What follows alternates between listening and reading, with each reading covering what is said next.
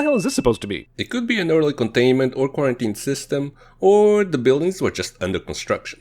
CinemaSins gives a sin for describing exactly what happened in the movie.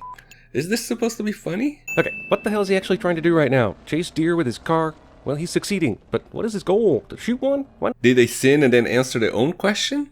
Oh, yes they did. Shoot one? What? Shoot one? What? Shoot one? What? Knock knock. Who's there? Sudden lion! This deer is f***ing deaf, and Will Smith's dog is amazing at not dogging through this moment, the way a real dog would. You know, by barking a lot. Sudden lion? Yup, believe it or not, lions are stealthy when they are hunting.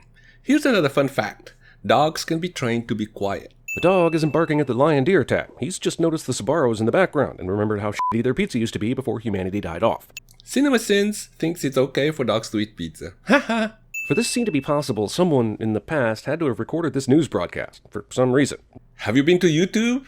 People record all sorts of stuff, even during the VHS days. He sleeps in this tub. As it shows throughout the movie, he's a little unstable, so some nights he just needs that extra reassurance of sleeping in the tub in a fetal position.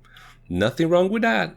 But the brownstone he confiscated for a domicile just happens to have a basement medical lab? F*** you. And if you want to tell me he has built this in the last few years... In 3 years, he could have easily gone to abandoned labs and salvaged all the stuff that is in the basement.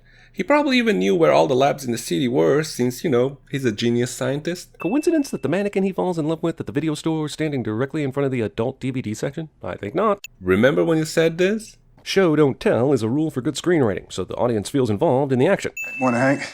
Midway through the G's. So he steals art, but still goes through the motions of living in a society where one rents, rewinds, and returns videotapes? Yes, he does. He's clinging to a sense of normality and also shows his loneliness and desire for interaction. Just in case that information needs to be non-verbally communicated to someone watching someone else live in this universe. Show, don't tell is a rule for good screenwriting, so the audience feels involved in the action.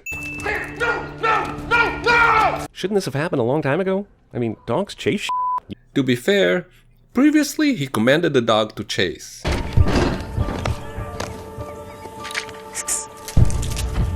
I know you love that dog, but goddamn, it's stupid that you came in here, given what you know. Just really exceptionally stupid. There are doubtless thousands of dogs left alive on the planet. Not really. They might be all infected. Even CinemaSins later shows canines remain immune to airborne strain only. This is legitimately creepy, but I wish the movie would explain why they don't pay any attention to him right now, given that in a few minutes they'll be paying all kinds of attention to him, even though it's broad daylight outside. And don't give me that they're in a trance bullshit, because that makes no sense. Also, where is Dog? But they are in a trance, like the movie shows, and Dog was hiding under a desk. Later, they pay attention to him because he's found out, but not necessarily by one of the vampire zombies from the trance group.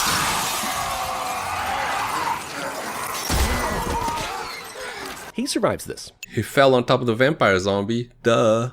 Day 1001. Okay, that's just about 3 years. In 3 years, he's captured and tested enough zombies to be on... Serum 391, compound 6. Either your serum naming system is f***ed up and random, or else you've done 15 years worth of testing in the last 3 years.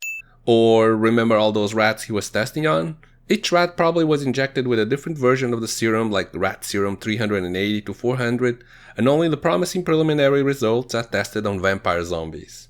These steps sound a lot like it would actually happen in the real world. Canines remain immune to airborne strain only. Then why isn't there a shitload more dogs? There's over 1 million pets in New York City alone, and they can't have all been bitten.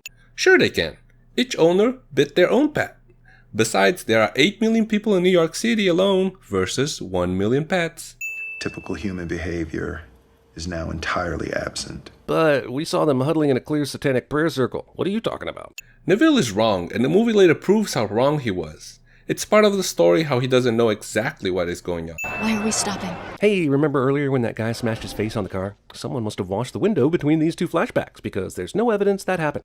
The splatter was on the passenger's window. This scene only shows the front windshield. But, luckily for CinemaSins, a few seconds later we can see the side passenger's windows clean. You got less than 10 minutes. Baby, give me the door. Other humans are actually alive and right in this exact spot right now after 1,000 days of nothing in order to save the hero Ex Machina. Sure, it's a bit of coincidence, but what movie isn't? In a later scene, it's explained they were there all day waiting. We came from Maryland. We heard your message on the radio. We were at the pier at noon. We waited all day. Look, I can save you! Trying to reason with the creatures when... Typical human behavior is now entirely absent. Dude, stop with the creative editing. He said at the beginning of the movie, by the end of the movie, he realized he was wrong because, you know, characters and stories can evolve. Could they be evolving?